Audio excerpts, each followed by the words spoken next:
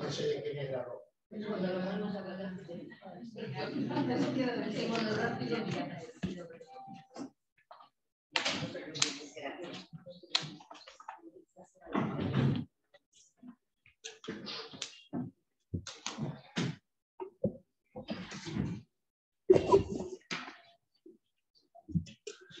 Cuando esa presentación, prestó atención al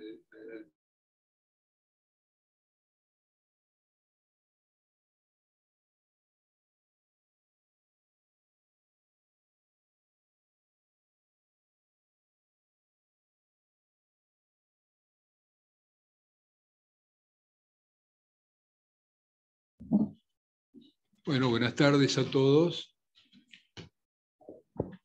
Hoy tenemos el gusto de reunirnos nuevamente. Es la convocatoria más grande que tuvimos presencial después de la pandemia. Hemos venido con reuniones semipresenciales hasta ahora, algunas de comisión directiva, otras de plenario, algunas incorporaciones de académicos, pero bueno, hoy llenamos la sala, así que Miguel acá ha tenido una buena convocatoria. Había que cobrar entrada, ¿no? Sí, eso no, pero vamos a cobrar salida ahora. Entonces, continuando con su labor en pos de los objetivos que la guían, la Academia Nacional de Agronomía y Veterinaria ha convocado este 14 de julio de 2022 a sesión pública extraordinaria para incorporar al ingeniero agrónomo doctor Miguel Ángel Taboada como académico de número. La Academia Nacional de Agronomía y Veterinaria tiene entre sus fines estudiar y dilucidar cuestiones vinculadas con las ciencias agropecuarias y veterinarias, fomentar la investigación, difundir sus resultados y emitir juicio sobre asuntos de su competencia. En estos últimos años nos hemos ido acostumbrando a muchas cosas, a distanciarnos, a usar barbijos y a las actividades a distancia. Hoy nos estamos dando un lujo de poder estar reunidos, poder juntarnos para esta sesión académica presencial, que también estamos transmitiendo por Zoom y por el canal de la Academia. Esto va a quedar también grabado en la página de la Academia. Y es un día especial, siempre son días especiales estos, cuando incorporamos un nuevo académico. Pero las nuevas incorporaciones no son solamente actos formales, donde en todo caso se reconocen los méritos del nuevo académico. Esto no es así. Festejamos la renovación, festejamos la nueva sangre que, como transfusión a un organismo que la necesita, revitaliza el organismo académico. Y este no es un organismo joven. La cosa no termina en este acto. El nuevo académico asume una fuerte responsabilidad, la de aportar conocimientos, experiencias, ideas, trabajo a la academia. De esa manera se cumplirán los mandatos de renovación esenciales en su funcionamiento. El doctor Taboada es un experto en suelos, tema que aún los no iniciados, como es mi caso, perciben como de crítica importancia. Es claramente un recurso no renovable cuya formación requiere cientos de años, elemento esencial en el equilibrio de ecosistemas, proveedor de materias primas renovables y no renovables, de la alimentación del planeta todo, y amenazado por una serie de factores dependientes de la actividad humana. Todas estas son cosas nuevas que yo voy aprendiendo y que Roberto es responsable en gran medida de que lo pueda conocer.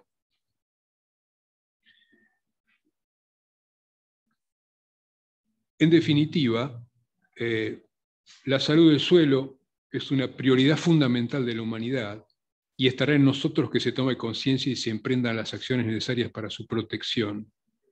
En tu caso, Miguel Ángel, tenemos las mayores expectativas de que nos ayudes en la concientización de que nuestro amigo, el suelo, sea protegido.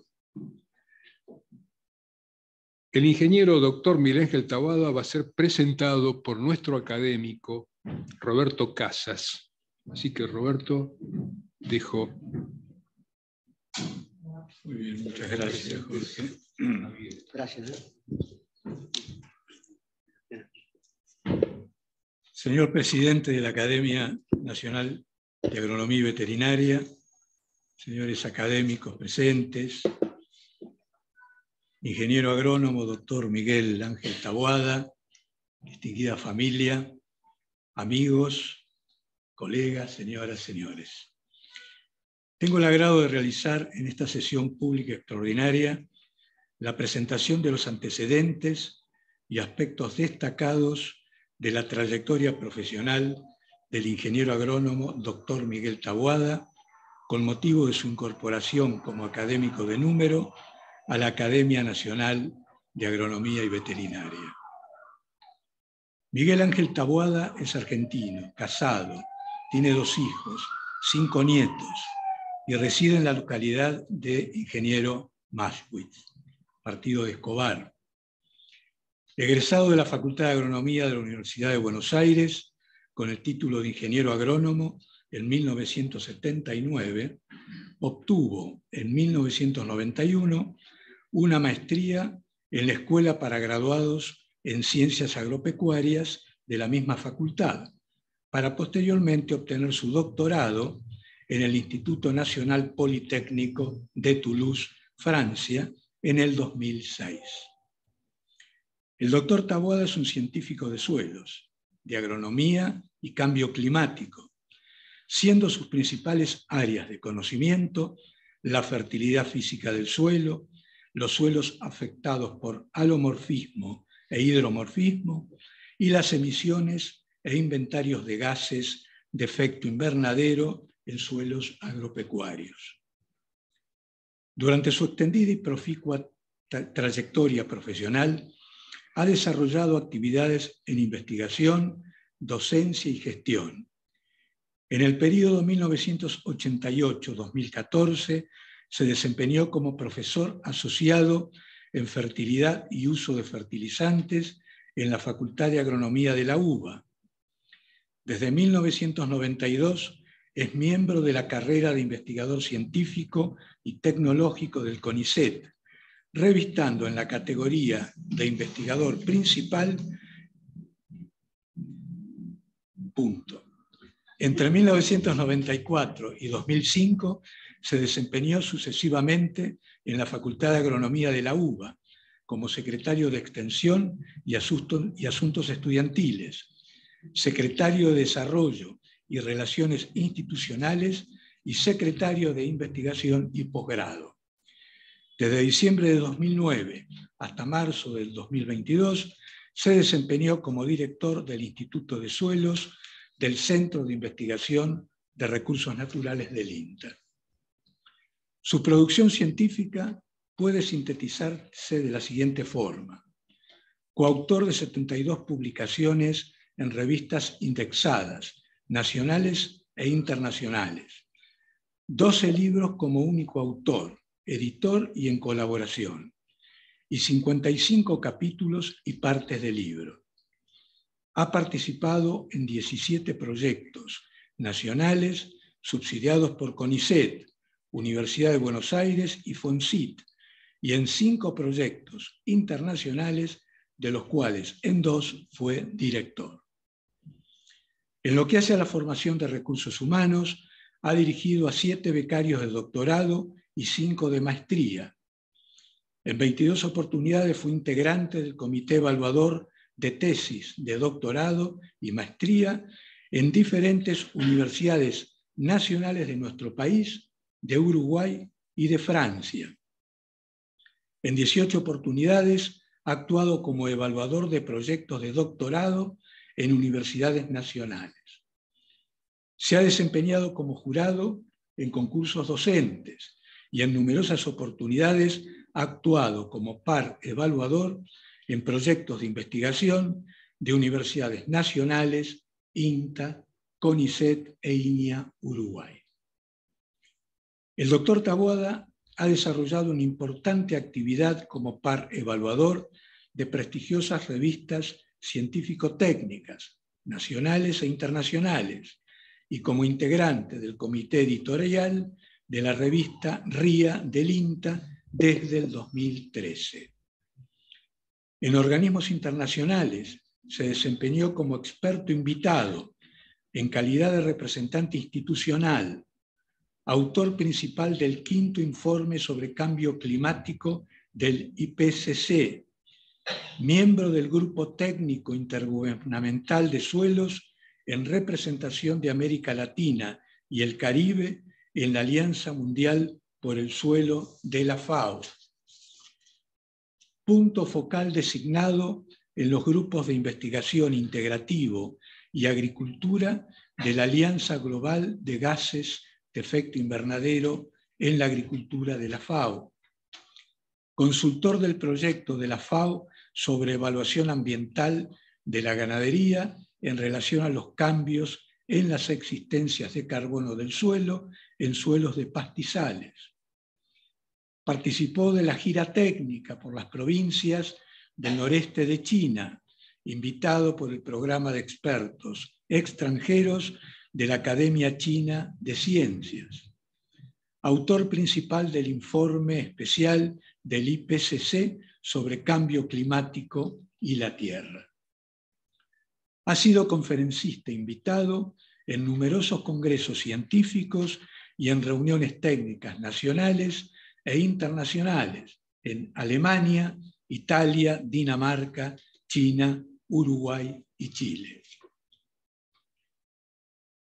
A continuación quisiera referirme muy brevemente a algunas temáticas en las cuales sus aportes revisten gran importancia en función de la claridad conceptual con que han sido expuestos y por su significancia para la discusión científica y para adopción de tecnología en las explotaciones agropecuarias. El doctor Taboada estableció la relación entre los flujos de agua y la dinámica de las sales en suelos de áreas deprimidas, la limitación o aislamiento que produce el horizonte B nátrico, sódico, y los flujos ascendentes que promueve el pastoreo por el ganado doméstico, lo cual generó un marco de referencia para estudios posteriores. En suelos afectados por hidromorfismo, investigó los esquemas de regeneración de la estructura, deteriorada por pastoreo continuo, de tipo abiótico, basados en procesos de expansión-contracción del material arcilloso, asociados a la alternancia de inundaciones y sequías. En los suelos franco-limosos pampeanos lideró un equipo de trabajo que estudió los mecanismos de regeneración de la estructura deteriorada por monocultivo y tránsito agrícola, asociados al sinergismo entre ciclos de humedecimiento secado y mecanismos bióticos rizosféricos. En lo referente a la temática de emisiones de gases de efecto invernadero, lideró el equipo de trabajo que determinó el esquema jerárquico que gobierna la ocurrencia de emisiones de óxido nitroso en suelos agrícolas pampeanos, comandado por la temperatura y humedad del suelo. Recientemente, Miguel Taboada lideró un grupo de más de 100 científicos en FAO, quienes propusieron un sistema de monitoreo, reporte y verificación de cambios del carbono orgánico del suelo y de emisiones de gases de efecto invernadero en suelos agrícolas, en el marco del proyecto REC-Soil sobre recarbonización de suelos. En la actualidad se desempeña como profesor titular de edafología en la Facultad de Agronomía de la Universidad de Buenos Aires y aplica su experiencia en cambio climático y suelos en la consultora Carbon Group Agroclimatic Solutions. Esta breve reseña de su proficua hoja de vida constituye una muestra elocuente de su destacada y productiva trayectoria, así como de los méritos y logros profesionales. Doctor Miguel Ángel Taboada, la Academia Nacional de Agronomía y Veterinaria le da la bienvenida como académico de número, en un justo reconocimiento a su labor de décadas en favor de estos fines altruistas. Conozco a Miguel Taboada desde hace muchos años, en el plano profesional y personal. Les puedo asegurar que la academia, además de incorporar a un científico altamente calificado, está incorporando a una persona de calidad humana excepcional. Ingeniero agrónomo doctor Miguel Ángel Taboada, reciba usted las más sinceras felicitaciones. Gracias, muchas gracias.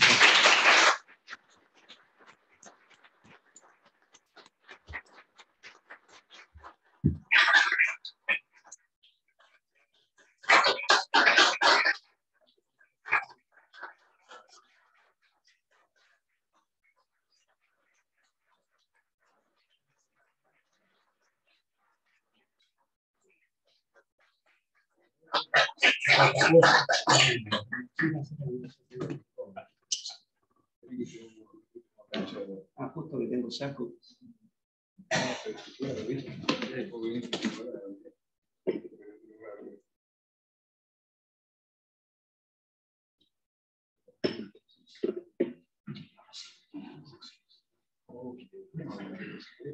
Sí, mejor.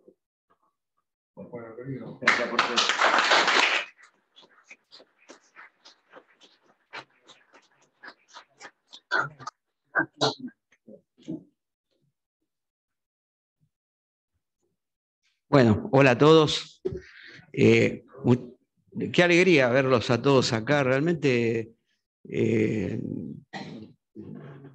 estoy emocionado de verlos a todos y gracias a todos los que me están escuchando vía Zoom. También un cariño grande a todos, familia, amigos. Realmente me siento muy emocionado, en serio lo digo. Yo antes de ir a decir unas palabras de la persona a la cual yo voy a reemplazar en su sitial, el doctor Carlos Escopa, me voy a abrir un espacio, voy a tomar unos minutos para hacer agradecimientos, que creo que corresponde, y espero no ser ingrato con mis olvidos, realmente. En primer lugar, realmente, un colega mío que fue tesista de doctorado, que seguro que me está escuchando por Zoom, Guille Peralta, me dijo, che, escúchame, pero esto es un mimo al alma lo que te están haciendo. Y dije, mira, la verdad que sí. Y como mimo al alma, realmente voy a agradecer. Y voy a empezar en por qué estoy yo acá y en principio, cronológicamente, agradezco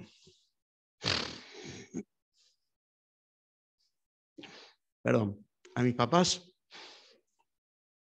Está acá mi mamá, mi viejo me está mirando de algún lado. A ellos les debo mucho, realmente soy hijo de inmigrantes, esa generación de Argentina de mi hijo el doctor, que ojalá lo tengamos de vuelta en la Argentina, la verdad, ¿no? Ellos hicieron todo lo posible para que yo pudiera estudiar, realmente. Así que muchas gracias, viejos. Gracias. Cronológicamente, pero no menos importante, Adriana, mi esposa. Estamos juntos nada más que hace 52 años, algo bastante poco acostumbrado hoy en día, casados hace 43. Adriana, yo creo que se lleva no menos del 50% de esto. Estuvo siempre al lado mío, ayudándome, llevando a cabo, poniendo fuerza a nuestra familia, acá mis dos hijos, que son alegría de mi vida, junto con mis nietos, que me siento orgulloso de todos ellos. Pero Adri pudo darme una mano en todo, ayudarme, estar siempre al lado y llevar adelante la familia. Y además era una prestigiosa médica, ni más ni menos. Así que, Adri, gracias.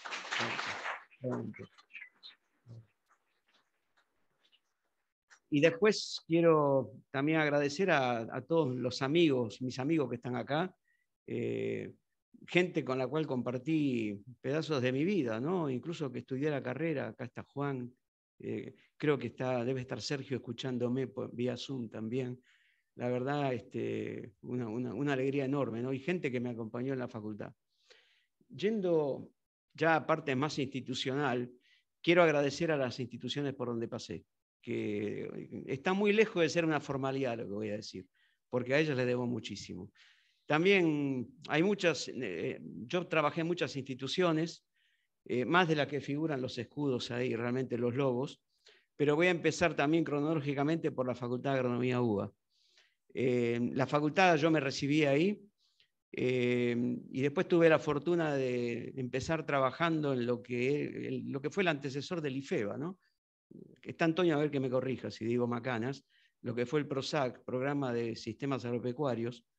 Antonio me debe estar mirando de cuando me encanutaba los mates, que decía que yo ensuciaba la pileta, realmente. Bueno, pero realmente yo le tengo un agradecimiento enorme a las personas que fueron importantes en mi vida en esa época. Antonio está acá presente, es una alegría enorme que esté el ingeniero Soriano, creo que tuve una fortuna enorme de conocerlo. Rolando León, que fue mi codirector de beca en esa época, pues yo realmente entré a los suelos por la ventana de la ecología, fue un poco así lo que pasó. Y alguien que me está escuchando seguro, a quien yo le debo muchísimo, que es Raúl Lavado. Con Raúl trabajé durante más de 10 años, hicimos un dúo inseparable durante muchos años, de hecho somos coautores de muchísimas publicaciones. Así que Raúl, si me está escuchando, un cariño grande y un agradecimiento también. Luego en la facultad trabajé muchos años en la cátedra de fertilidad y fertilizantes, donde dejé muchísimos amigos y equipos de trabajo, así que un cariño grande a todos ellos. Y después hice mucha gestión, ¿no? Y trabajé como secretario en el decanato con 2 decanos, uno es Guillermo Murphy, 4 años, y el otro está acá presente, que es Fernando Vilela. Fernando, gracias por venir, y realmente ellos son también una parte importante en todo esto.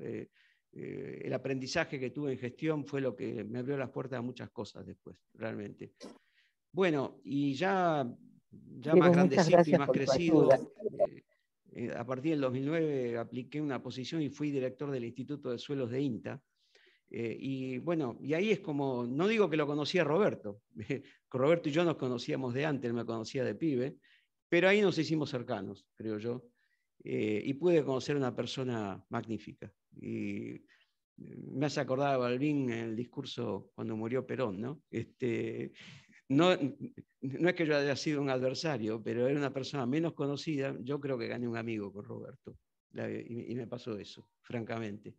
Un agradecimiento enorme a todos mis compañeros del Instituto de Suelos, donde tuve mis equipos de trabajo, y después al INTA como institución. Yo podría sintetizar que el INTA, yo ya venía, no era un nene, ya tenía 50 años cortos cuando llegué, y el INTA fue muy generoso conmigo como institución, porque yo ya tuve una experiencia en cosas de cambio climático, y el INTA al toque enseguida me ubicó en instituciones internacionales, que Roberto las enumeró, pero que para mí fue un orgullo representar no al INTA, sino al país ahí, en la FAO, realmente en la Alianza Mundial de Gases de Efecto Invernadero. O sea, realmente el INTA fue muy generoso, para nada mezquino en todo eso, y realmente tengo un agradecimiento enorme a mucha gente con el que yo conocí. Yo quisiera recordar a un buen director nacional que hubo, que capaz que me está escuchando también, que es Héctor Espina, realmente un gran tipo, la verdad. Bueno, y realmente todos mis compañeros del Instituto de Suelos, donde tuve equipos de trabajo, y donde está allá al fondo, lo acabo de ver a Alejandro, que es el actual director, es el que vino a administrar la pesada herencia recibida que le dejó el anterior. Realmente. Ale, gracias por venir. Y realmente, y también está ahí Diego, con quien trabajo actualmente en la cátedra de dafología. Así que bueno, tengo miedo de olvidarme de personas y ser ingrato en todo esto. Me estoy olvidando también que mi otra actividad muy reciente, muy fresquita, fue la creación de la consultora Carbon Group, con otros 4 colegas, 2 están acá, está Carmen Virasoro, está Martín Fraguío por ahí, donde actualmente trabajamos en cuestiones de huellas de carbono y de cambio climático. Bueno, espero no haberme olvidado, y si realmente me olvidé de algo, de alguien, pido mil disculpas y sepan disculpar mi emoción y mi olvido. Pasando a otra sección de esta presentación,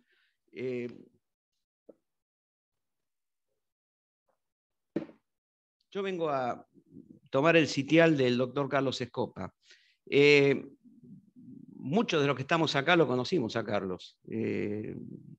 Se nos fue hace 2 años nada más, con lo cual su recuerdo está muy fresco. Fue el anterior presidente de la Academia y ocupó este sitial desde el año 1993 hasta su fallecimiento. Como la trayectoria de Carlos del doctor Escopa, debería decir, fue terriblemente completa, muy rica y muy importante, yo voy a preferir leer esto para no ser injusto y no olvidarme de cosas importantes en lo que fue su personalidad. Entonces, en este acto de incorporación como miembro numerario de la Academia Nacional de Agronomía y Veterinaria, yo elegí ocupar el sitial número 27, que dejó vacante el doctor Carlos Escopa. Y las razones fueron fundamentalmente porque tuve la fortuna de conocerlo y de poder valorar la importancia de su labor de vida. Particularmente, yo lo conocía de antes, pero lo pude conocer más cercanamente en los años estos que pasé en INTA como director del Instituto de Suelos. Para todos los que están aquí presentes, que son miembros de la Academia o que están relacionados con el mundo de la agronomía y las ciencias naturales, la figura de Carlos Escopa no es desconocida. O sea, no estoy hablando de alguien que no es desconocido. Como dije antes, por un lado nos dejó hace muy poco tiempo, en el año 2020, y por otro fue presidente de esta institución hasta su fallecimiento. Pero lo importante es que el doctor Escopa dejó una huella de vida altamente significativa. Yo voy a evitar hacer una lectura pormenorizada del currículum vitae de Carlos Escopa, ya que conociéndolo, si él estuviera aquí presente, era una persona de muy fino humor, muy culto, seguramente no lo iba a aprobar.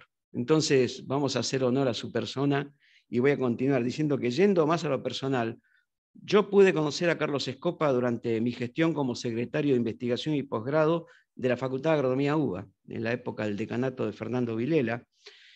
¿Cómo lo conocí? Él era miembro de la comisión académica de la Escuela para Graduados. Bueno, viene bien leer esto. Acá está Gustavo Madoni, que es el actual director de la escuela. Gracias, Gustavo, por haberte acercado, realmente. Digamos, fue miembro de la escuela, dice, pero lo más importante, me parece lo más rico de todo esto, y yo quisiera transmitirles que el doctor Escopa fue un activo participante como profesor y director de tesis de los primeros estudios de posgrado en ciencias agrarias de la Argentina, que se desarrollaron en el INTA Castelar en la década del 70, entre 1972 y 1975. Y me voy a apartar un poco de lo que estoy leyendo para transmitir lo que fue esa época. A nadie escapa que el año 75 fue una época muy tumultuosa en la Argentina, particularmente en el INTA, y esa escuela para graduados fue cerrada.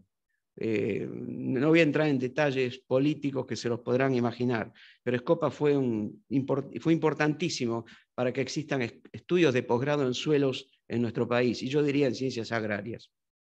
En esta época tumultuosa se llegó a discutir si era o no importante que hubiera estudios de posgrado en ciencias agrarias en la Argentina. Ese era el nivel de discusión que había. Entonces, que hubiera gente que defendiera otra postura le da valor a esta persona, me parece. Carlos se destacó por el apoyo dado en ideas y en labor a que estos estudios existiesen.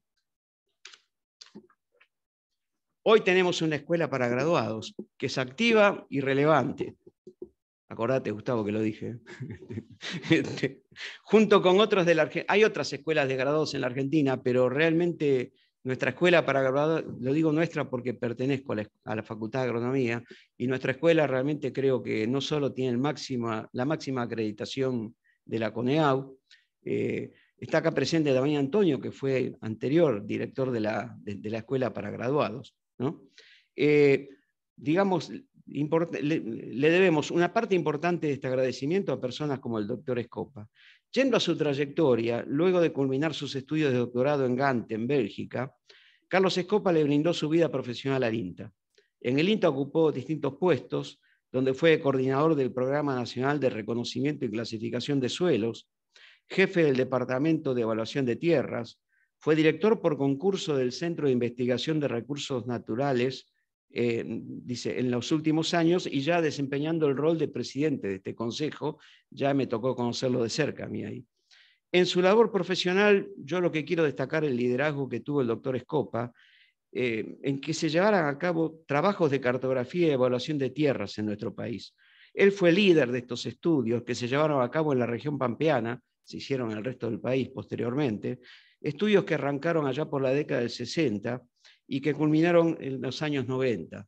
Me voy a apartar otra vez, porque yo fui director del instituto y pude valorar muy de cerca lo que es la importancia de la cartografía y evaluación de tierras en la Argentina, donde realmente no solo el INTA tiene liderazgo en este tema, sino fundamentalmente la Argentina, y lo ha demostrado en equipos de INTA que actualmente están liderando instituciones internacionales. En el origen de todo eso está el doctor Scopa, sin ninguna duda. Lo más importante es que toda esta labor determinó que la Argentina fuera uno de los pocos países del mundo, fuera de los desarrollados, que dispuso ya en aquella época de mapas de suelo basados en levantamientos de suelo debidamente organizados.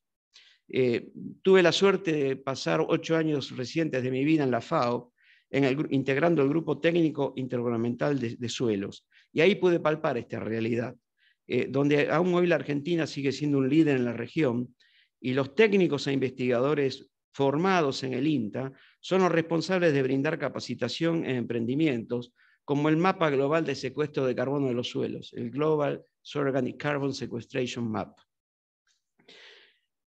Como se dice en inglés, last but not least, o sea, por último, pero no lo menor, además de ser un relevante promotor de estudios, incitador de vacaciones también, seguramente, y director y gestor de proyectos, Carlos Scopa fue en sus inicios un investigador importante que dejó una secuela de conocimientos fundamentales para la ciencia del suelo, fundamentalmente en cartografía de suelos. Estos conocimientos constan en sus publicaciones científicas, como algunas surgidas de su tesis de doctorado que hizo en Gante, en Bélgica, sobre el origen del horizonte B de los suelos pampeanos.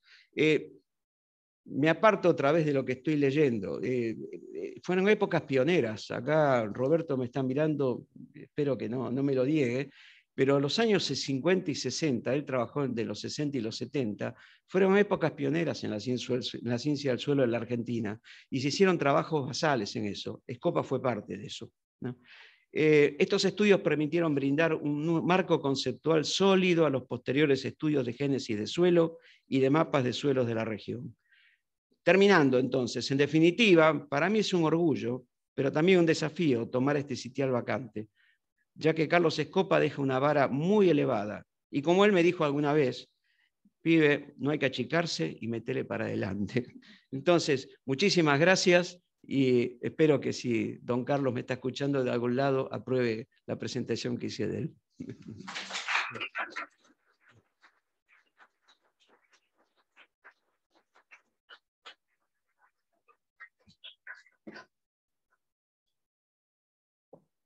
Bueno, ahora sí, no se desanimen. Perdón, yo tenía que haber puesto esta diapositiva mientras presentaba al doctor Scopa. Esto lo pueden bajar ustedes de la web, pero para los que no lo conocieron, este fue el doctor Scopa. Bueno, yendo ya a la conferencia que voy a dar para este día de hoy, que para mí es tan importante, yo preferí hablar hoy sobre las principales amenazas para los suelos de uso agropecuario de la Argentina, cómo afrontarlas, y más que dar un mensaje pesimista, porque quien habla de amenazas habla de cosas negativas, es tratar de ver cuáles son las oportunidades que se nos presentan como país. Trataré de usar un lenguaje llano, entendiendo que el público presente no somos todos expertos en suelos, y entonces si uno a veces usa términos de suelo puede ser muy críptico y poco entendible cuando habla. Mi idea entonces es llevarlos a ustedes por este camino. Voy a empezar hablando de los suelos, de por qué los suelos están de regreso en la agenda global, cuáles son las amenazas vigentes e incipientes, cómo afrontar estas amenazas, y luego termino hablando de una de las amenazas principales que me llega muy de cerca, que es el cambio climático, y que además de ser una amenaza, obviamente, ¿cómo lo podemos tomar como una oportunidad? Y como cualquier charla, terminamos con reflexiones finales. Este señor que ven acá es don Vasily Dokuchayev. Vasily Dokuchayev, como ven, vivió entre 1846 y 1903, es el padre de la criatura. Se lo considera el padre de la ciencia del suelo. En Rusia, Dokuchayev, me acuerdo que me lo enseñaban en los primeros estudios de edafología, fue el que estudió empezó estudiando los materiales parentales de los suelos y fue el primero que dio una base importante para esos estudios, y su principal rol fue, él era geógrafo también, y fue poner las propiedades de los suelos en la geografía. Algo que después siguieron otros especialistas. Bueno, acá Roberto es integrante no solo de esta academia, sino de la Academia Nacional de Geografía. Él de esto sabe bastante. Hay una conexión muy fuerte entonces entre los estudios de suelos y la geografía, y mucho se debe a este señor. Digamos que la ciencia del suelo tuvo una evolución importante durante todo el siglo XX, en que se desarrollaron los estudios básicos de física, de química, de biología, microbiología, mineralogía, en fin. Y hubo personas importantes, muchas obviamente. Quisiera destacar a esta, donde hace muy poquito, el 7 de julio, hemos conmemorado el Día de la Conservación del Suelo, que es el aniversario del fallecimiento del doctor Hugh Hammond Bennett, considerado el padre de la conservación de los suelos. Para no darle un marco formal a esto, el doctor Bennett fue el que sensibilizó a los parlamentarios, creo que donde él estaba, que era fundamentalmente Iowa, si no me equivoco, que Estados Unidos sufrió grandes secas allá por la década del 30 y del 40, y él quería que el gobierno tome cartas. Él fue el director del Soil Conservation Service, o sea, del Servicio de Conservación del Suelo de Estados Unidos. Y él, en lugar de dar discursos, porque discursos damos todos, fue entonces al Parlamento, donde estaban los legisladores, ¿y qué hizo? Abrió las ventanas, y los legisladores vieron como de golpe entraba el viento y se llenaban todos los papeles de tierra. ¿Ven lo que está pasando? El suelo se está volando, tienen que hacer algo. Eso fue Bennett, y ahí fue como los parlamentarios tomaron conciencia de lo que había que hacer. Bennett también llevó una enorme labor interiorizando en todo esto, y fue el que desarrolló el Servicio de Conservación del Suelo de Estados Unidos, hoy que es el Servicio de Conservación de Recursos Naturales. Digamos que la ciencia del suelo tuvo una evolución importante hasta los años 60, 70, con muchos estudios basales, pero los que somos sueleros, medio llegando al fin del siglo XX, años 80, 90, empezó a cundir un pesimismo, como que los estudios habían llegado a un plató. Una de las personas importantes, Hartemann, desarrolló este gráfico que está mostrando esto por un índice de impacto de los trabajos publicados, y qué temas y focos de actualidad hubo fundamentalmente a partir de estudios en la Segunda Guerra Mundial, en los años 50, estudios sobre agricultura y alimentos, luego sobre medio ambiente. Esa curva roja que ven ahí es el nivel de impacto. Y se observa mucho cómo a partir de los años 90 ese nivel de impacto va cayendo. Y empezó a haber un pesimismo. Yo ya estaba trabajando en ciencia del suelo, y es que de golpe desaparecieron muchos institutos de suelo. Afortunadamente el Instituto de Suelos del INTA permaneció como tal, creado en 1943.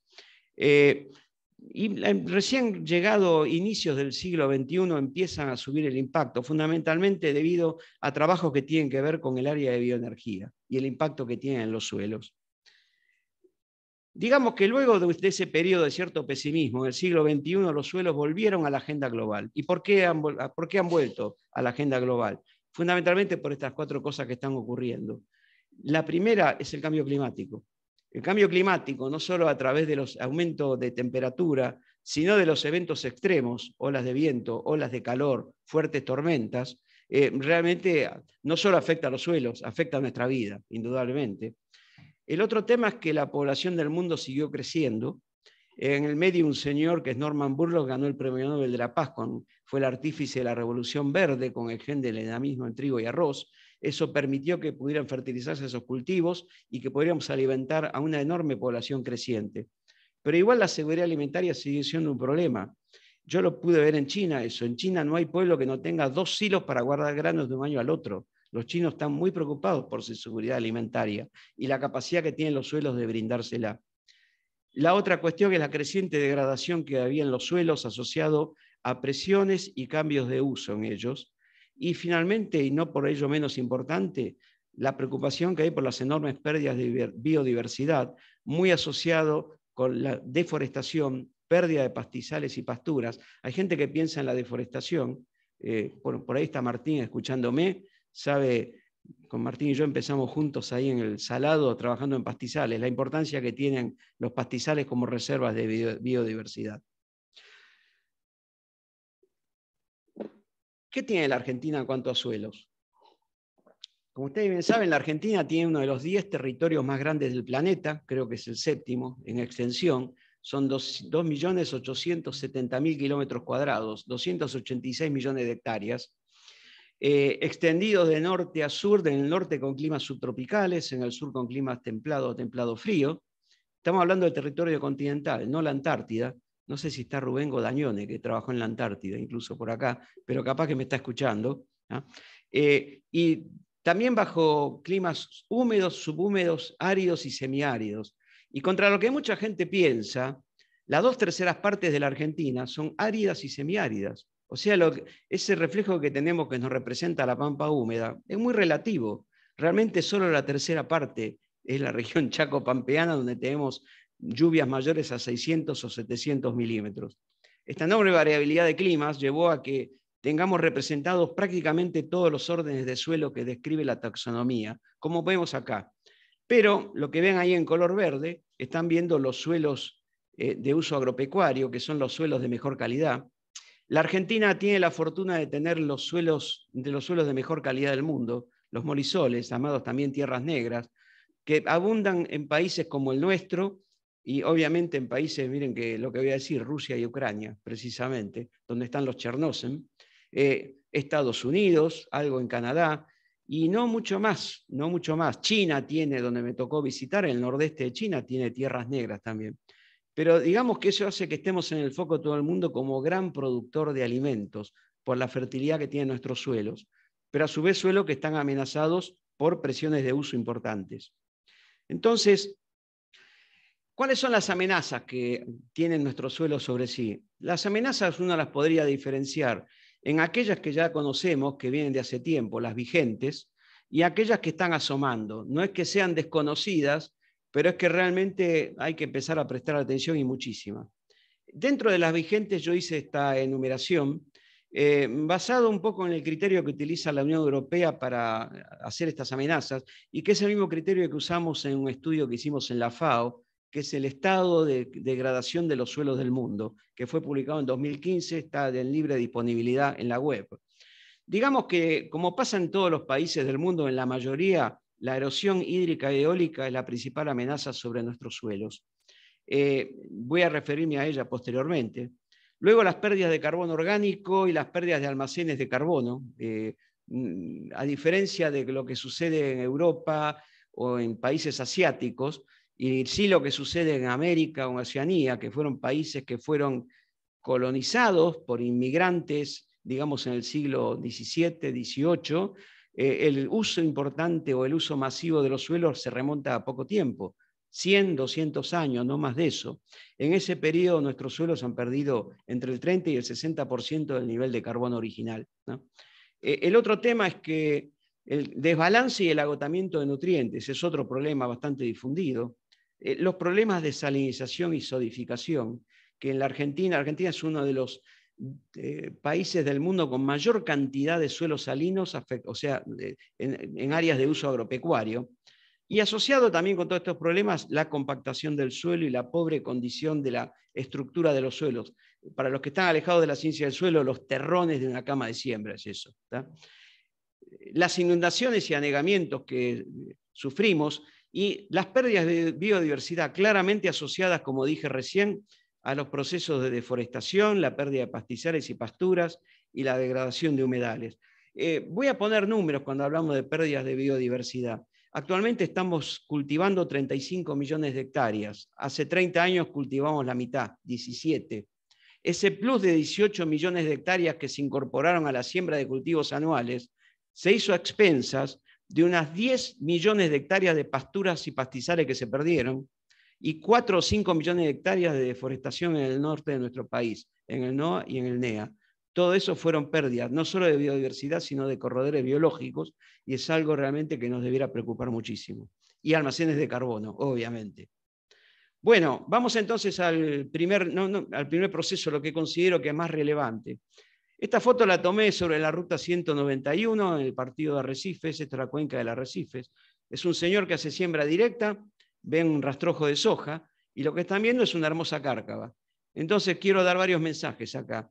Que si bien la erosión por el agua, que esto es lo que está mostrando, acá hubo erosión por el agua, fue atribuida fundamentalmente al uso de labranzas muy agresivas, lo cual es cierto, con siembra directa también siguió ocurriendo, y fundamentalmente por la escasez de cobertura de los suelos, como está mostrando este ejemplo.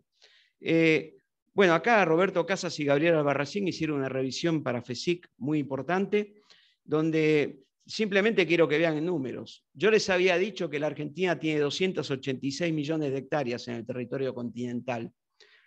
Miren la primera columna, abajo de todo. 105.6 millones de hectáreas están afectadas por erosión, más de la tercera parte. Creo que es un número, sinceramente.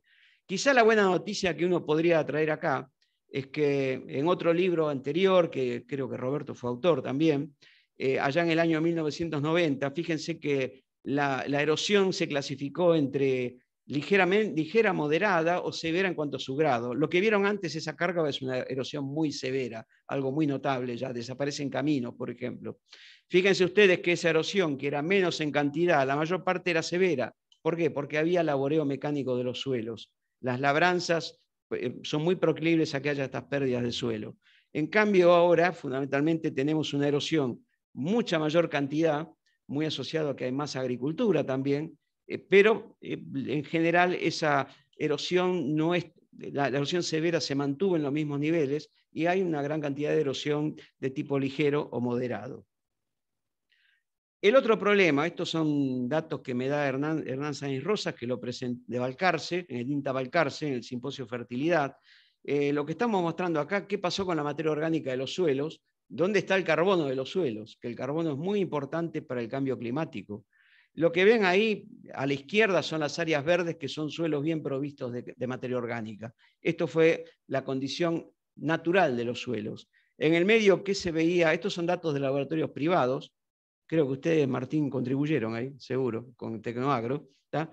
Perdón, presento a Martín Torres Dúen, que está acá, 2011, y ya en el 2018 con datos muy recientes. Esto que yo les dije, que se habían perdido entre 30 y 60% de los valores de materia orgánica y por ende de carbono, 50%, lo que estamos viendo acá, esto es lo que refleja. Es decir, tenemos suelos con mucho menos carbono y que necesitan ser rellenados con carbono, lo que se llama recarbonizar los suelos.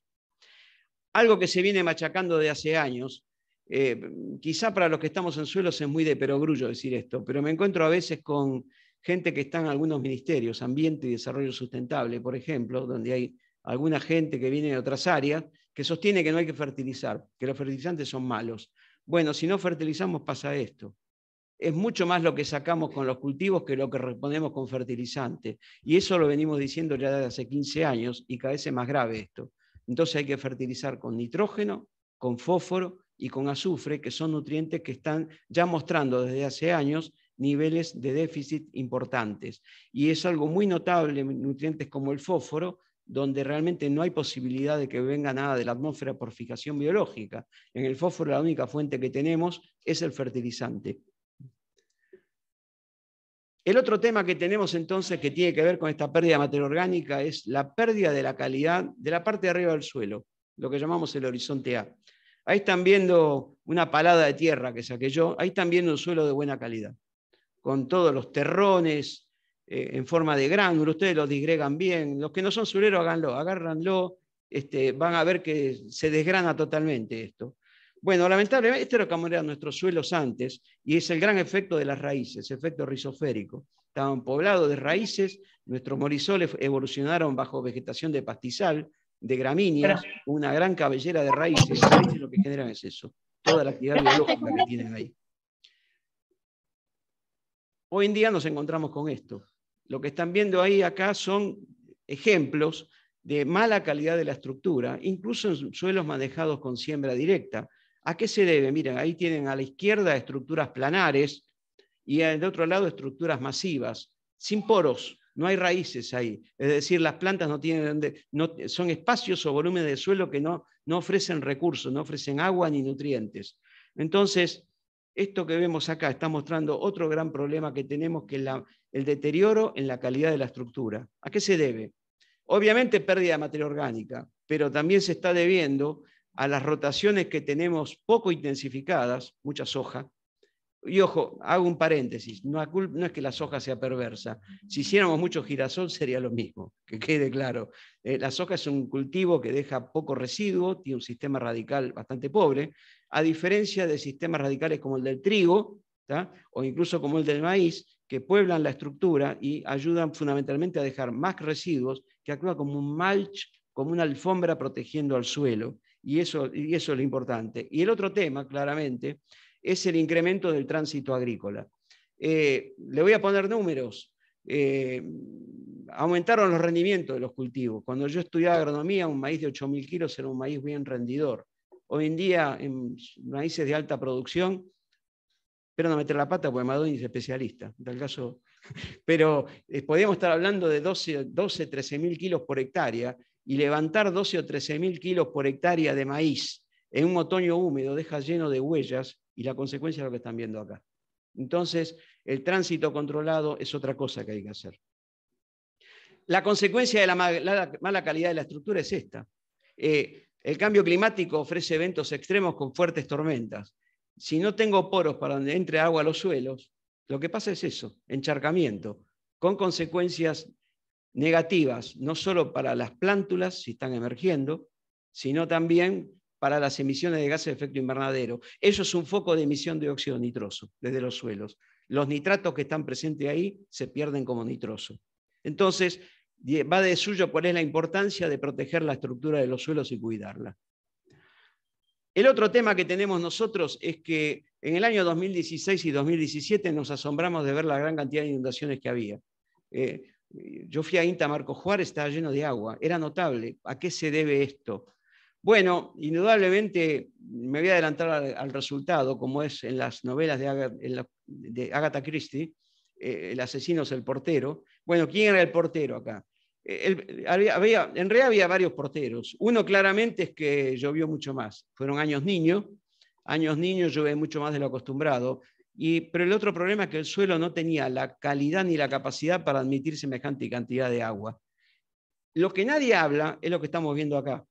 Mis colegas del Instituto de Suelos, Rubén Godañone, Juan Carlos de la Fuente, hicieron este mapa. En colores rojos y violeta están viendo todas las áreas de la Argentina donde prevalecen los suelos que tienen alguna tendencia a encharcarse, es decir, suelos mal drenados. Entonces, ¿qué estamos viendo acá? Que fíjense, Mesopotamia, provincia de Santa Fe, es decir, muchas áreas de la Argentina donde si uno lo superpone con vuelvo para atrás, fíjense que estamos hablando de 42 millones de hectáreas, no es poco. Yo lo superpuse con este trabajo de José Paruelo en la revista Ciencia Hoy, donde en color rojo está mostrando áreas de nuestro país donde los cambios de uso de la tierra fueron más intensificados. Y simplemente quiero que comparen la izquierda con la derecha, vean que como muchos lugares de la provincia de Córdoba, de la provincia de Santa Fe, donde ocurrieron estos cambios, de la provincia de Buenos Aires, se solapan y coinciden con lugares donde tenemos suelos con mal drenaje. ¿Por qué tenemos suelos con mal drenaje? Básicamente porque son suelos que tienen un subsuelo muy arcilloso, impermeable, lo que llamamos en el horizonte B, por ejemplo. Algunos de estos suelos incluso hasta tienen sodio, pero en los últimos años ese aumento de las áreas de cultivo que se duplicaron, invadieron estos lugares. Y a veces cuando el productor protesta que hay inundación y que hace el Estado por mí, a mí me gustaría que el Estado vea estos mapas y diga, mire, usted estuvo sembrando en estos lugares, asuma el riesgo también, ¿no? Eso es lo que digo yo, por lo menos. Bueno, el otro tema asociado con la inundación son la salinización de los suelos y las inundaciones. Esa foto está en el sur de Santa Fe. Fíjense esos mantos de sales. Hay suelos donde el aumento de las napas freáticas deja estos mantos de sales, que es cloruro de sodio. Ahí ven una napa freática. ¿Por qué estas napas suben? Bueno, por un lado por el desbalance hidrológico, porque llueve mucho. Pero el otro tema, Esto lo estudió muy bien el doctor Esteban Jovalli, que integra esta academia en sus estudios. ¿Qué pasó acá? Que muchas de las áreas donde hubo cambio de usos de la tierra, deforestación, pérdida de pastizales y pasturas, teníamos una vegetación en equilibrio con las lluvias locales. 1000 milímetros, 900 milímetros, 1200. Resulta que desaparecieron las pasturas. Toda la pampa semiárida, el oeste de Buenos Aires, que era zona de engorde, la pastura base de alfalfa desapareció totalmente. Eso fue cultivo anual. Entonces, en muchos de esos lugares, en tener algo que está consumiendo el agua que cae, le meto un cultivo, fue soja, pero puedo meter maíz, que está consumiendo aproximadamente la mitad. Bueno, es un efecto bañadera, perdón que hable en esos términos. Sigue lloviendo lo mismo, consumo menos, la napa sube. Y muchas veces esa napa está arrastrando, como pasa en el Chaco, mantos de sales muy profundos y termino salinizando los suelos. Entonces, el mensaje importante que hay acá es que lo que hacemos con los suelos afecta a su hidrología y que en esto es como el cambio climático. Somos todos habitantes del mismo edificio. Lo que hace mi vecino importa y me afecta a mí también. Bueno, hay mucho más para hablar de las amenazas vigentes, podría seguir hablando, pero me voy a pasar ahora en aras del tiempo en las amenazas que están llegando. ¿Qué son estas 4? Podría decir más, pero estas 4 y particularmente una de ellas es fundamental en todo esto. Uno es la pérdida de bases y de micronutrientes. Hace poco Fernando García y Hernán Sainz Rosas nos alertaron de este problema. Entonces, fíjense, voy a mostrar solamente estos gráficos. Lo que está pasando acá es que nosotros estamos muy conformes, los sueleros, de que los suelos nuestros, por lo menos los pampeanos, potasio no te preocupes, ¿no? Acá no pasa nada. Bueno, estamos empezando a ver deficiencia de potasio. ¿Por qué? Porque pasamos de producir unas 30 millones de toneladas de grano en 1990, estamos produciendo 140 toneladas de grano, y nunca se repusieron los nutrientes. Entonces, obviamente, lo que está pasando es que está habiendo deficiencia ya de bases, y está faltando calcio, potasio, y lo que empieza a haber es esto, empieza a haber acidificación de suelos, bajó el pH en lugares donde antes no lo había. Y otro tema interesante que empieza a haber acá es también deficiencia de algunos micronutrientes, algo que había en algunos lugares, típicamente el zinc. El zinc, que les aclaro, es un micronutriente importante para la salud humana y que lo que es en Asia, muchos países están vendiendo arroz enriquecido con zinc y con otros micronutrientes por un tema de calidad de alimentos. Es decir, en Argentina estamos perdiendo eso. Hay que prestarle mucha atención a esto, realmente. No es solo un tema de calidad de suelo, sino de calidad de alimento, lo que vamos a perder. Este es un temazo. ¿Qué está pasando con la contaminación y polución de los suelos? Bueno, este era un tema que nosotros pensábamos que era un problema de otros. Estos son todos los factores que inciden para que haya contaminación en los suelos. El uso de pesticidas, el uso de aguas de mala calidad, usar niveles excesivos de fertilizantes, aquí más bien usamos al contrario, usamos menos. Las enmiendas con biosólidos que traen alta carga de metales pesados, por ejemplo, uso de estiércoles, en fin. Podría mostrar lugares de la Argentina donde pasan cada una de estas cosas, pero no llegan a ser importantes geográficamente. Lo que sí está pasando es esto, el uso de pesticidas. Y esto hay que prestarle enorme atención. Lo que están viendo acá es un mapa, un libro que publicó Fernando Andrade en INTA, Desafíos de la Agricultura. Tuve la fortuna de trabajar con él, fui coautor de ese libro. Y lo que están viendo acá, fíjense en color azul oscuro donde está la Argentina. La Argentina está entre los países que más pesticidas están usando en el mundo, y esto lo están viendo. ¿Por qué pasa esto? Bueno, fundamentalmente porque es un país donde prevalece la preparación de la cama de siembra con agroquímicos, con herbicidas, el herbicida glifosato, y eso está marcando lo que están viendo acá. Es decir, el no laborear los suelos, que es algo bueno, porque no quemamos materia orgánica, tiene como contra que usamos mucho glifosato. A esto debo agregarle el problema que está asomando de la prevalencia de malezas resistentes. En mi opinión personal, no soy especialista en malezas, pero en mi opinión personal hay un problema de ecología de malezas acá, de rotaciones muy poco intensificadas y gente que reacciona poniendo un montón. Es decir, en lugar de 3 litros está poniendo 10 litros de glifosato.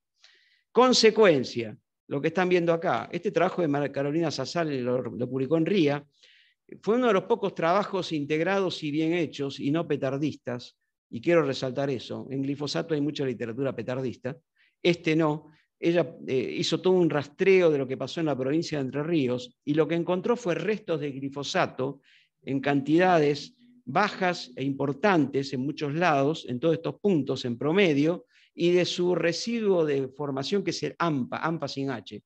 ¿Qué riesgo tiene AMPA? Que aparece, es soluble en agua y tiene poder mutagénico y carcinogénico. Ese es el problema que hay. Es decir, el problema es que usamos glifosato, ahora paso a dar mi opinión, puede ser cuestionable desde ya, el problema es que lo usamos mal y en cantidades excesivas. Y que realmente el gran problema son las rotaciones poco intensificadas de una agricultura de verano, maíz y soja, y con largos barbechos de invierno. ¿Cómo afrontamos estas amenazas? Lo importante es que las tecnologías para afrontar esto pueden ser de tipo preventivas, prevención del problema, evitar que algo suceda, o pueden ser de recuperación, de prácticas de remediación, que es recuperar o remediar los daños ocurridos. Como siempre, o como dicen los médicos, acá mi mujer me va a corregir si no, es mejor prevenir que curar, ¿no? Y en esto pasa lo mismo. Lo importante que lo venimos diciendo hace años, Roberto y yo participamos de varias comisiones de ley de conservación de suelos, donde la gente volvía cada rato al capítulo 1 con Roberto, y donde claramente las tecnologías ya se conocen hace años, no es que hay que hacer estudios sofisticados o no conocidos, y están basados en lo que son las buenas prácticas agronómicas que nos enseñaron a todos los que pasamos por una facultad de agronomía, o en el caso ya de las prácticas correctivas, las terrazas para el control de la erosión. Pero todo esto, fundamentalmente las prácticas correctivas, o que todo el mundo haga buenas prácticas agronómicas y haga buena medida, claramente es un problema que está a nivel de los tomadores de decisión de políticas. Y hoy en día, a partir de la Constitución del año 94, que deja los recursos en manos de las provincias, el Estado lo que puede hacer es sancionar una ley de presupuestos mínimos, no más de eso. Un ejemplo claro es lo que está pasando actualmente con la ley de humedales, que el proyecto que se envía al Parlamento, por suerte se envía una ley de humedales, es un proyecto que es una ley de presupuestos mínimos, por ejemplo. Es decir, pero que digamos que ahí está un poco la cuestión, que los tomadores de decisión intervengan. Y voy a mostrar ejemplos para no dejar un mensaje pesimista. ¿Qué son las buenas prácticas agronómicas? Jorge Luis Borges decía, si quieren novedades, vayan a leer los clásicos. Bueno, esto es un clásico. No hay panaceas en la agronomía, pero quizá la única que existe es esta, cubrir el suelo. Cubrir el suelo sirve para todo. ¿Por qué? Porque yo evito pérdidas por erosión, mejoro la infiltración de agua, evito la pérdida de carbono orgánico, mejoro la calidad de la estructura, mejora la actividad biológica, evito salinización porque evito la subida de las sales. Y para eso, evidentemente, es manejar la decobertura de los suelos, evitando sobrepastoreo, evitando labranzas agresivas que dejen el suelo desnudo y haciendo adecuadas rotaciones de cultivo. Vaya novedad, en los años 70, bueno, acá Fernando y yo fuimos compañeros de esa época, creo que lo que nos enseñaban, así que vean que seguimos repitiendo lo mismo, la verdad.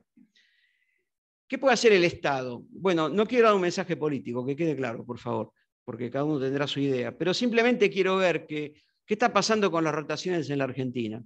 La Argentina alcanzó el récord de monocultura de soja entre los años, ahí lo marqué en línea roja, 2003 y 2004 y 2015-2016. Más del 60% del área cultivada era con soja en esa época. Un simple cambio en las retenciones, y por favor que no se tome como mensaje político, porque coincidió con un cambio de gestión política eso, ¿tá? Un simple cambio de retenciones motivó lo que ven en la línea verde. Es decir, los productores comenzaron a hacer también cambio de los precios de los commodities, sin duda, pero los productores empezaron a hacer más trigo, más cebada, llegaron cultivos de cobertura. Y es así como en los últimos 15 años hay un trabajo muy interesante de Emilio Satorre y Fernando Andrade, que sacaron en Ciencia Hoy el año pasado, sí, en el 2021, que está mostrando cómo la revolución tecnológica que hubo en el agro argentino en los últimos 15 años, fundamentalmente con rotaciones más intensificadas, con el uso de la agricultura por ambientes, el uso de la agricultura de precisión, ¿tá? Y que permitió la llegada de no solo de los cultivos de cobertura, sino de los maíces tardíos, de los dobles cultivos. Eso permitió realmente producir mucho más en la misma superficie Y es algo que a veces no se está teniendo en cuenta, es decir, no son todas malas noticias y realmente aplicando tecnología y bien aplicada podemos hacer mucho. ¿No? Prácticas correctivas. Acá otro homenaje a otra persona que quise mucho, que fue José Luis Panigatti. José Luis me dio el homenaje de que prologara su libro Argentina 200 años, 200 suelos, en el año 2010. Esta foto fue tomada por él y es una foto de la provincia de Entre Ríos, una provincia con muchas pendientes. Lo que están viendo ahí son las terrazas para control de erosión. Entre Ríos fue una provincia pionera en estas terrazas ya desde la década del 80. Entonces, fíjense cómo los estados pueden hacer mucho. Y me acuerdo yo, no sé si me está escuchando Franco Damiano por ahí, nos llamaron allá por el año 2015 a la provincia de Córdoba, que resulta que el problema que había encontrado de un día para el otro 1 metro de sedimento en los suelos, allá en el área de Jesús María. Y lo que preguntaban los productores era, ¿qué podemos sembrar acá? Y eso apareció un día para el otro. Y cuando fuimos, me acuerdo que Franco y yo dijimos, lo que tienen que preguntarse ustedes no es qué pueden sembrar, es por qué pasó esto. ¿Y por qué había pasado esto? Bueno, porque resulta que en la alta sierra de Córdoba había habido cambios de uso por urbanización para barrios cerrados, hubo deforestación, desmonte, y eso generó aludes con altas lluvias, y ya arrastró todos los sedimentos y causó una capa de 1 metro de sedimentos. La ruta 9 se cortó, el puente del arroyo Jesús María se rompió. Esas son las consecuencias de cometer errores en el manejo. ¿tá? Entonces, cómo manejemos los suelos no solo está afectando la calidad de los suelos, sino la vida de nuestros semejantes.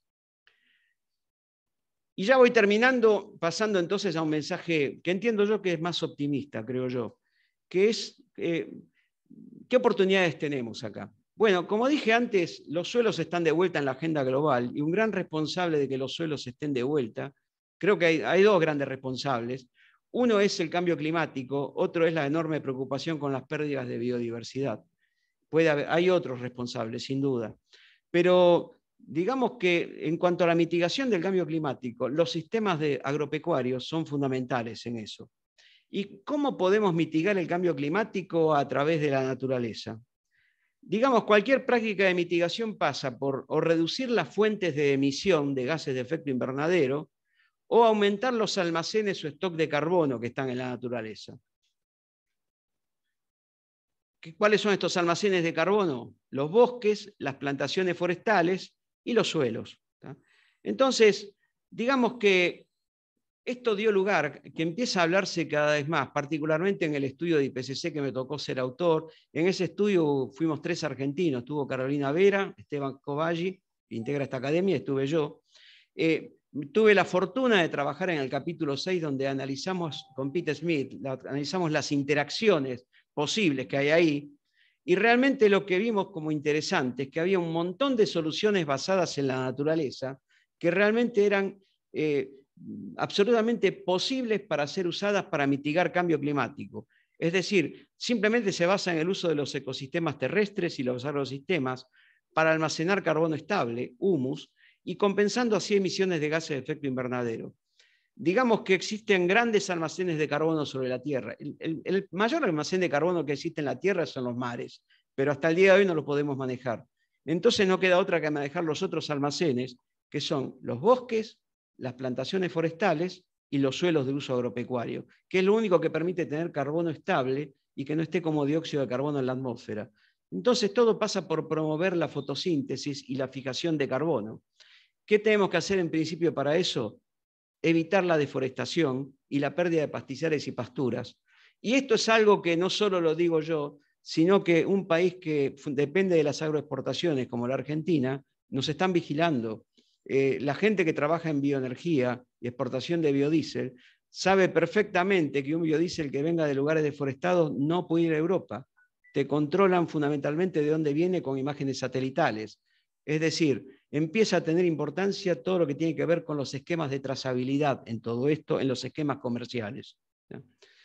¿Qué estamos viendo acá? Este es un trabajo que tiene unos años de Griscom y colaboradores, donde vemos que la preocupación que existe en el mundo, fundamentalmente a partir de un estudio del IPCC, que es el calentamiento global 1,5 grados, se encuadra fundamentalmente que la temperatura del planeta no debiera exceder un aumento de 1,5 grados o al menos 2 grados centígrados, para no tener pérdidas irreversibles de biodiversidad y degradación de ecosistemas. ¿Qué hay que hacer para eso? Hay una respuesta que es obvia. El 63% de las emisiones del planeta se deben a la quema de combustibles fósiles, fundamentalmente para producir energía eléctrica. Entonces, el uso de fuentes de energía renovable, parques eólicos, energía hidroeléctrica, por ejemplo, energía solar, energía nuclear también. Argentina tiene energía nuclear, que tiene otras connotaciones, pero es una energía renovable y limpia totalmente. Es lo primero que hay que hacer. El continente europeo ya está en esquemas de renovar, dejan de producirse los autos con motor a explosión. Francia a partir del año 2035, por ejemplo. Suiza, acá mi hijo trabaja con Suiza, ya tiene todo un parque eléctrico importante con lugares donde enchufar, o sea, amigos de él tienen Audi con motor a explosión que los están rematando, autos que acá son realmente bien considerados, por ejemplo. Y lo otro que aparece acá, sin lo cual no es posible llegar a estos aumentos por arriba de los 2 grados centígrados, es lo que vemos como NCS, son Nature Climate Solutions. Son las soluciones climáticas basadas en la naturaleza, que básicamente pasan por el manejo de los ecosistemas y el manejo de los suelos agropecuarios. Promover fotosíntesis y almacenar como carbono estable, o en madera, o la otra forma, almacenarlo en los suelos. ¿tá? Para que tengan una idea de lo que estamos hablando, en nuestra consultora que estamos trabajando en los últimos tiempos, Carbon Group, amigos que estaban en INTA antes, están trabajando con una forestadora muy importante, y ellos me dijeron, ya nuestro negocio dejó de ser la plantación forestal, nuestro negocio es el carbono y los bonos de carbono. Las forestadoras se están dedicando a eso en este momento. Es decir, lo que quiero decir es que el mundo está cambiando, y acá metidos en todo el lío que vivimos, a veces no estamos viendo ese mundo, y no sabemos aprovechar las oportunidades. ¿Cómo se aprovechan estas oportunidades? Este es un trabajo que hicieron para FAO Guille Peralta y Di Paolo, donde este es el potencial de secuestro de carbono de los suelos de la Argentina, medido con un modelo inglés, ROTSI. ¿Ah? Lo que están viendo acá, que los suelos de la Argentina secuestran más carbono en la parte más húmeda, obviamente. Fíjense la provincia de Buenos Aires, color oscuro. Niveles que van de 600 a 800 kilos de carbono por hectárea por año. Pero el mensaje importante que quiero dar acá es que el resto del país no está en color blanco. ¿Lo ven ahí? El resto del país, que tiene climas semiáridos y áridos, nuestra Patagonia, tiene valores que están en el orden de 100, en algunos lados 200 kilos, y que si bien no son importantes por unidad de hectárea esos niveles, la enorme superficie que tenemos cubriendo tierras áridas y semiáridas hace que con un poco de manejo, simplemente evitando sobrepastoreo, haciendo algo de descanso en los suelos, simplemente con eso, Argentina podría almacenar carbono en sus suelos y eso ponerlo dentro de los compromisos no determinados que hacen las contribuciones al cambio climático. Ejemplo, lo que ven ahí son 2 gráficos, están en inglés, pido disculpas. A la izquierda están viendo la agricultura. ¿Qué prácticas se ponen en esto? Bueno, nutrición de cultivos, la siembra directa, cultivos de cobertura, fíjense que son los que tienen más potencial. Hay una enorme variabilidad en todo esto. Pero sobre el manejo actual, BAU, que es en inglés Business as Usual, lo que están viendo acá, sobre el manejo actual, tenemos un 25, 30 o 40% de potencial de almacenar carbono con cultivo de cobertura. La rotación de pasturas.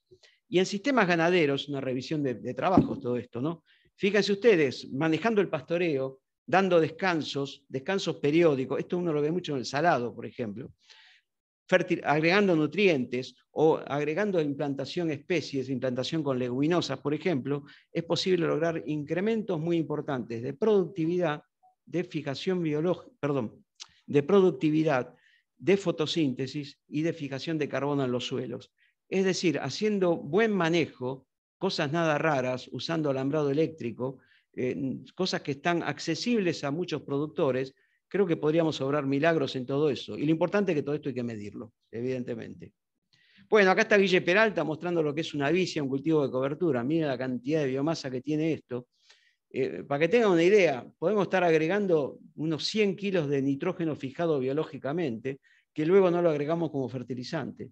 Es decir, hay que prestarle mucha atención a todo esto.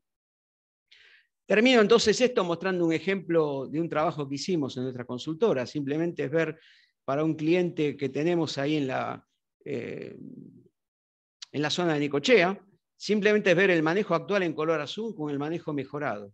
donde fíjense que el manejo previo en esto, a ver si tengo los números, ahí está. Fíjense cómo en el manejo proponíamos reemplazar las fuentes de fertilizante clásicas, urea, por fuentes mejoradas, por ejemplo, ureas recubiertas, que emiten menos, y agregar cultivos de cobertura y más cultivos de invierno. Miren lo que pasa esa barra anaranjada que estoy señalando ahí en rojo. Eso está mostrando que el suelo, que la barra azul estaba arriba de cero, el suelo estaba perdiendo materia orgánica, el suelo con ese manejo comienza a secuestrar carbono. Y con lo cual cambia totalmente el balance. Llevado eso a número, fíjense ustedes que con el manejo actual, las emisiones totales están en 1.320 kilos de dióxido de carbono equivalente. Dióxido de carbono equivalente es la unidad de medida del cambio climático que une todos los gases de efecto invernadero, aclaro. Eso es lo que emite el manejo en base. Simplemente mejorando el manejo de la fertilización reducimos la cantidad de emisiones en 26,5%, nos vamos a 970, y uniendo esto con el manejo mejorado que mejora el secuestro de carbono, bajamos a 370, que es un 62% de reducción de las emisiones, mejora la huella de carbono. Es decir, esta posibilidad que vemos acá es lo que permite, debidamente medido y debidamente certificado, entrar a otro mundo que pasa por eventualmente conseguir financiamiento más favorable, con tasas más favorables, o en caso que el productor así lo desee, la posibilidad de entrar en esquemas de certificación y bonos de carbono en mercados internacionales. Bueno, termino entonces, cerrando todo lo que dije. Claramente existen amenazas vigentes que ya están desde hace tiempo. Ya las conozco desde que era estudiante y siguen vigentes. La erosión es un caso. Pero lo importante es que hay amenazas muy preocupantes y que pueden afectar nuestras agroexportaciones. Tenemos que hacer algo con el tema glifosato. Tenemos que hacer algo con los envases de plástico. Ahí lo veo a Willy, ¿dónde anda? Que trabaja con eso, por ejemplo. También asoman otras amenazas muy preocupantes que amenazan nuestras agroexportaciones. Europa no llegó a prohibir el glifosato, pero casi lo prohíbe. En todos los casos, las soluciones técnicas ya son conocidas y los problemas son claramente a nivel de la toma de decisiones o a nivel político. El mensaje importante es que el manejo de los recursos, el suelo es uno de ellos, está a mano de las provincias, y hay provincias que han tomado cartas en el asunto y están trabajando muy bien.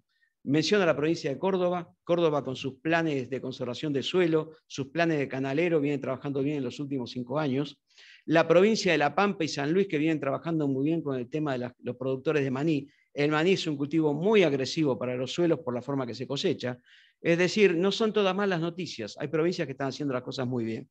Y entiendo que la provincia de Buenos Aires, con sus mesas de conservación de suelos, está tomando cartas en el asunto también. El cambio climático claramente es una amenaza, fundamentalmente porque es a todas luces que hay un aumento de la temperatura global, aumento de las mínimas diarias, menos días con heladas en muchos lugares. Pese a todo, la Argentina, pese a todo, no fue tan mal afectada como fue Chile. Chile no está lloviendo, por ejemplo, hace años. La Argentina, pese a todo, en muchos lugares llovió más y nos permitió producir y correr nuestra frontera agropecuaria. Es decir, las consecuencias no necesariamente son negativas, a veces pueden ser positivas. Me tocó estar en Dinamarca revisando la comunicación nacional. Vean Borgen por Netflix, ahí está hablando de lo que pasa en Groenlandia. Groenlandia pertenece al reino de Dinamarca.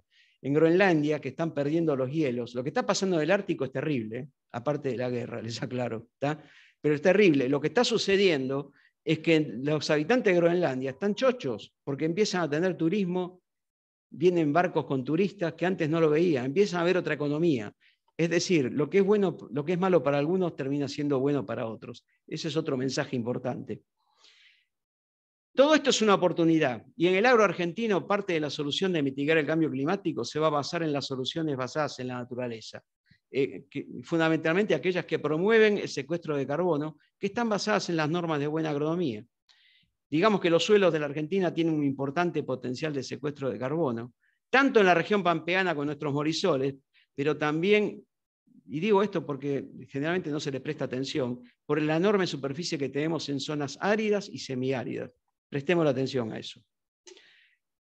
Bueno, un homenaje al Nacional Buenos Aires con el libro de latín. Nota bene, ponían el libro de latín arriba que quería decir, no se olviden, presten atención. Y presten atención a las nuevas demandas de la sociedad. que nos brindan una oportunidad para cambiar nuestros sistemas productivos y mejorar la salud de nuestros suelos.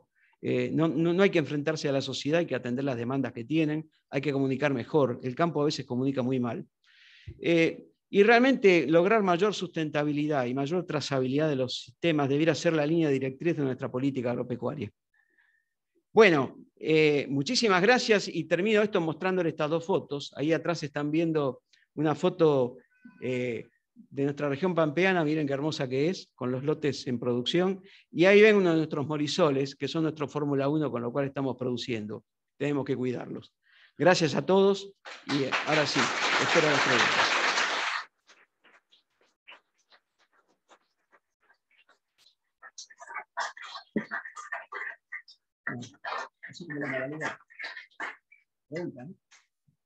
No sé si hay preguntas. Bueno, saquen una hoja, tema 1, tema 2.